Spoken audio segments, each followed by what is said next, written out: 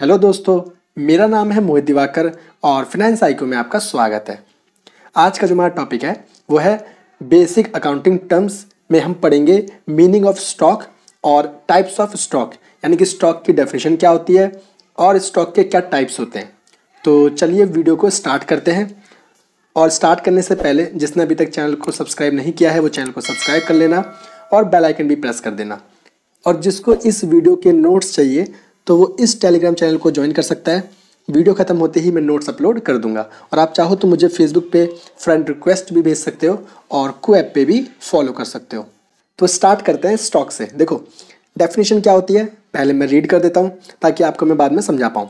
देखो, goods are lying unsold at the end of accounting period.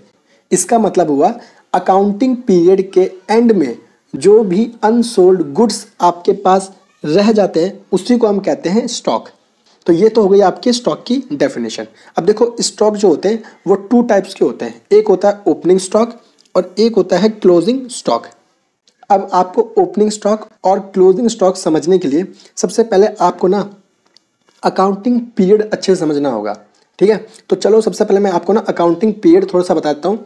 एक overview लेंगे, वैसे डिटेल में मैं इसको पढ़ाऊंगा आगे, लेकिन अभी एक ओवरव्यू लेंगे ताकि मैं आपको ओपनिंग स्टॉक और क्लोजिंग स्टॉक में अच्छे से डिफरेंस बता पाऊँ। तो देखो अकाउंटिंग पीरियड, इसकी डेफिनेशन क्या है? तो डेफिनेशन है accounting period refers to the time period which financial statements are prepared by business entities. मतलब अकाउंटिंग पीरियड हम उस टाइम पीरियड को कहते हैं जिसमें बिजनेस या फिर कंपनीज अपने फाइनेंशियल स्टेटमेंट्स बनाती है। और अकाउंटिंग पीरियड को हम अकाउंटिंग ईयर भी बोलते हैं, तो ये भी आपको याद रखना है।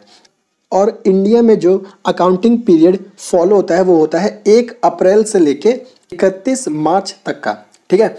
तो अकाउंटिंग पीरियड मैंने थोड़ा सा बता दिया आपको क्या होता है, टेंशन मत लो, मैं इसको आगे जब मैं पढ़ाऊंगा तो डिटेल में बताऊंगा। अभी हमारा मेन टॉपिक जो है वो है स्टॉक के बारे में समझना, तो इसलिए मैंने आपको अभी इस पर ज़्यादा डिटेल नहीं दिया है, ठीक है। तो अब आ जाओ अपने मेन टॉपिक पे। देखो अब मैं आपको ना एक एग्जांपल यहाँ पे समझा रहा हूँ, उससे आपको ना बिल्कुल क्लियर हो जाएगा 100% कि ओपनिंग स्टॉक क्या होता है, क्लोजिंग स्टॉक क्या होता है। कभी भी आपको इसमें दोबारा डाउट नहीं रहेगा। देखो तो मान लो कि आपकी एक स्टेशनरी की शॉप है जिसमें आप सिर्फ और सिर्फ पेन को सेल करते हो, ठीक है, और कोई आइटम आपके पास नहीं है, ओनली पेन है। अब जो हमारा अकाउंटिंग पीरियड है देखो वो है 1 अप्रैल 2021 से स्टार्ट हो रहा है और ये एंड होगा 31 मार्च 2022 को। ये मैं आपको पहले बता चुका हूँ, ठीक है। अब इस पूरे टाइम पीरियड के बीच आप कई बार पेन को सेल करोगे और कई बार आप अपने सप्लायर से पेन को खरीदोगे भी ताकि आप उसे कस्टमर को आगे सेल कर सको। तो हम ये मान लेते हैं कि इस पूरे टाइम पीरियड में हमने सिर्फ ये 3 ट्रांजेक्शन किए हैं, ठीक है। वैसे तो बहुत सारे ट्रांजेक्शन होते हैं बट हम मान लेते हैं कि हमने 3 ट्रांजेक्शन ही किए हैं। तो देखो अब 1 अप्रैल है और आपके पास जो अभी पेन है वो है 1000, ठीक है। और कुछ दिनों बाद आपने क्या करा, 600 पेन को सेल कर दिया और उसके भी कुछ दिनों बाद फिर आपने क्या किया, 100 पेन को खरीद लिया, यानी बाय कर लिया अपने सप्लायर से। और फिर कुछ दिनों बाद आपने क्या करा कि 400 पेन को फिर से कस्टमर को सेल कर दिए। और अब इस तरह से क्या हुआ कि अकाउंटिंग पीरियड आपका एंड हो गया, यानी कि 31 मार्च 2022 आ गई।